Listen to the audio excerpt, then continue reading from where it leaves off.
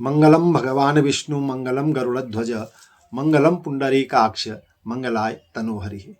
नमस्कार मेरे सभी आध्यात्म पथ सनातन धर्म शास्त्रों की चर्चा के सुधी दर्शकों का मैं अपने चैनल अध्यात्म पथ में स्वागत करता हूं, अभिनंदन करता हूं और आप सभी का वंदन करता हूं और आप सभी को होली की शुभकामनाएं भी देता हूं।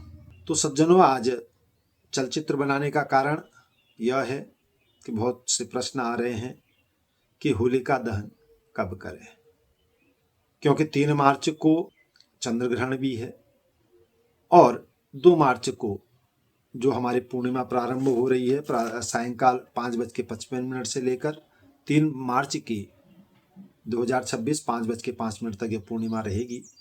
तो पूर्णिमा कब हमें होलिका दहन करना चाहिए, इस संबंध में, क्योंकि 3 मार्च को प्रदोष के समय में पूर्णिमा हमें प्राप्त नहीं हो रही है और उस दिन ग्रहण के दिवस होने के कारण होलिका का दहन 2 मार्च को 2026 को करना शास्त्र सम्मत भी है। और हमारे शास्त्रों में कहा भी गया है कि प्रदोष व्यापिनी चेतस्या ध्यदा पूर्व दिने तथा भद्रा मुखम वर्जित्वा होलिकायाः प्रदीपनम।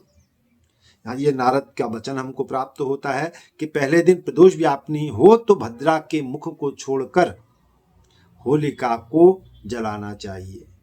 तो इसीलिए विद्या विनोद में भी कहा गया है याम त्रयो ऊर्ध्व युक्ता चेत प्रतिपत्तु भवेत् तिथि भद्रा मुखम परित्यज्यम कार्या होला मनीषिभिः। और तो इस कारण से 3 याम के ऊपर प्रतिविदा तिथि हो जाए तो भद्रा मुख को त्याग कर मनीषी गणों को होलिका करनी चाहिए। तो सज्जनों, वैसे देखा जाए भद्रा द्वेन कर्तव्यम श्रावणी फाल्गुनी तथा कहा भी गया है। तो इन वचनों को अगर हम माने तो 3 मार्च की प्रातःकाल 3:03 बजे से लगभग 5 बजे तक आप होलिका का दहन कर सकते हैं। यह पूर्णतया शास्त्र का विधान है। पर जो नारद जी का वचन है कि ग्रहण इत्यादि पड़ जाने के कारण, प्रदोष पूर्णिमा होने के कारण, तो हमें 2 मार्च को सायंकाल की जो प्रदोष व्यापिनी बेला है 6:08 से लेकर 8:40 तक, तो इसमें भी हम होलिका का दहन कर सकते हैं। यह भी शास्त्र सिद्ध ही है।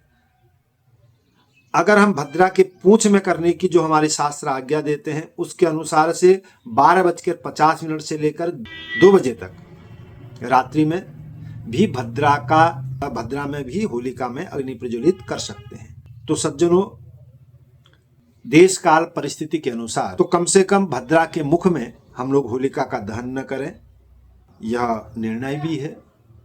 तो या तो हम पूंछ को पकड़ें। तो शास्त्र का एक वचन जो प्रदोष काल में करने के लिए कहा गया है, केवल भद्रा के मुख को छोड़ करके हमको होलिका का दहन कर लेना चाहिए। इसमें कोई किसी भी प्रकार का दोष नहीं रहता है। तो सज्जनों, आशा है आप इस प्रकार से शास्त्रों की बातों को ध्यान में रखते हुए होलिका का दहन करेंगे और आप सभी दर्शकों को होलिका उत्सव की बहुत बहुत शुभकामनाएं।